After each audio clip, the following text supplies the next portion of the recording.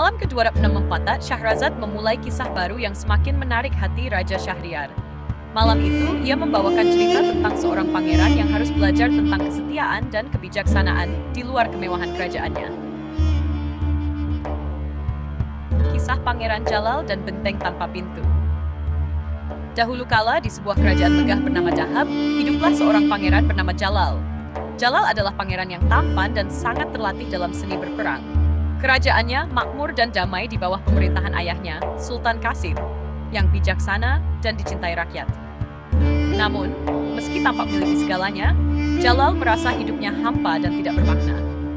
Ia merasa selalu berada di bawah bayang-bayang kebesaran ayahnya dan ingin membuktikan keberaniannya. Pada suatu hari, datanglah seorang duta dari kerajaan tetangga yang membawa kabar tentang sebuah benteng misterius bernama Benteng Tanpa Pintu. Benteng ini konon terletak di tengah padang pasir, tersembunyi di balik kabut tebal yang hanya akan tersingkap bagi mereka yang siap menerima segala risiko.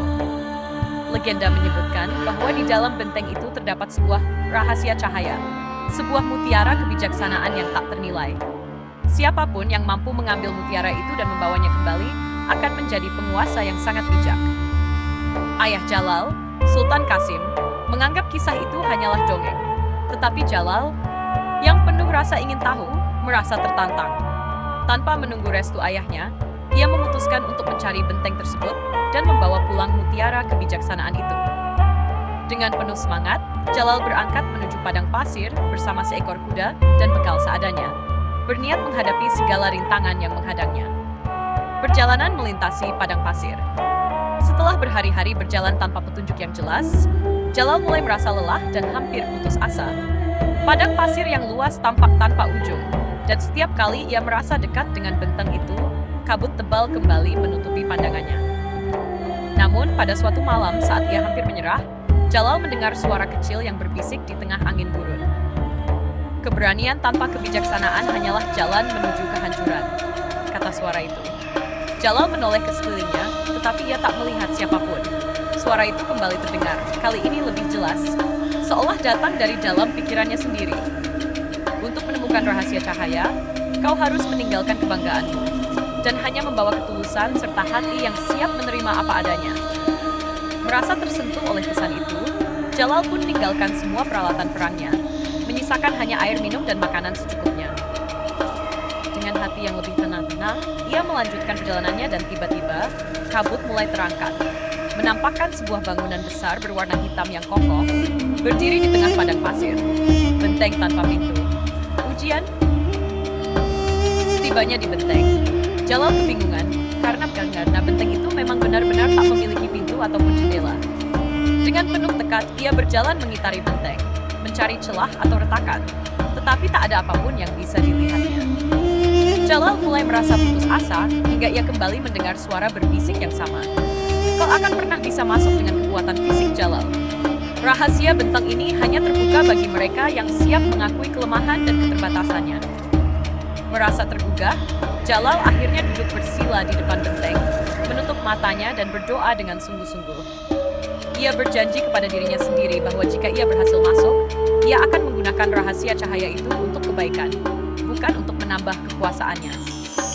Ketulusan hatinya memancarkan aura yang lembut, dan tiba-tiba sebuah pintu kecil muncul di dinding benteng, cukup besar untuk dilewati. Jalal memasuki pintu itu dan terkejut melihat ruangan dalam benteng tersebut yang penuh dengan cermin-cermin besar yang memantulkan bayangannya. Setiap cermin menampilkan wajah Jalal yang berbeda-beda. Ada yang penuh kemarahan, ada yang sombong, ada yang sedih, dan ada yang penuh keraguan. Jalal mulai menyadari bahwa cermin-cermin itu memperlihatkan sisi-sisi dari dirinya yang tersembunyi. Ia berdiri di depan cermin yang menunjukkan sosoknya yang penuh kemarahan dan akhirnya mengakui bahwa ia sering kali marah karena merasa kurang dihargai. Di depan cermin lain, ia menyadari bahwa kesombongannya telah membuatnya sering meremehkan orang lain. Ia terus melangkah dari satu cermin ke cermin lain, mengakui setiap kelemahan dan kekurangan dalam dirinya. Saat Jalal menyelesaikan perjalanan introspeksinya, sebuah pintu kecil kembali terbuka, menuntunnya ke ruangan terakhir. Di sana, di atas alas marmer putih, terletak mutiara cahaya yang bercahaya lembut. Jalal mendekati mutiara itu dan merasakan kedamaian yang mendalam mengalir ke dalam hatinya. Ia telah berhasil melalui ujian terbesar, bukan untuk mendapatkan mutiara itu, tetapi untuk memahami dirinya sendiri dan melampaui egonya.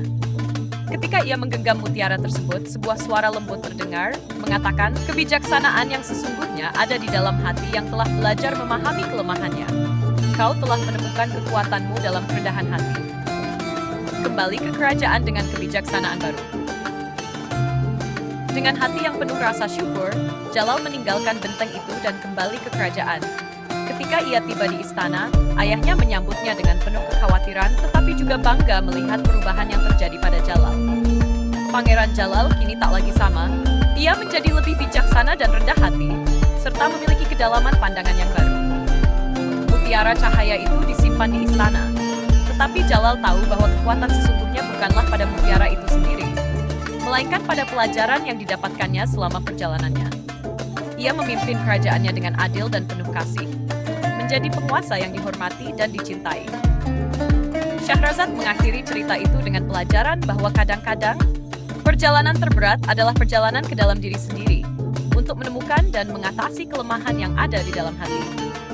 Raja Syahriar, terkesan oleh kedalaman cerita itu, memutuskan untuk membiarkan Syahrazad hidup lagi hingga malam berikutnya, menunggu cerita lain yang tak kalah bijaksana.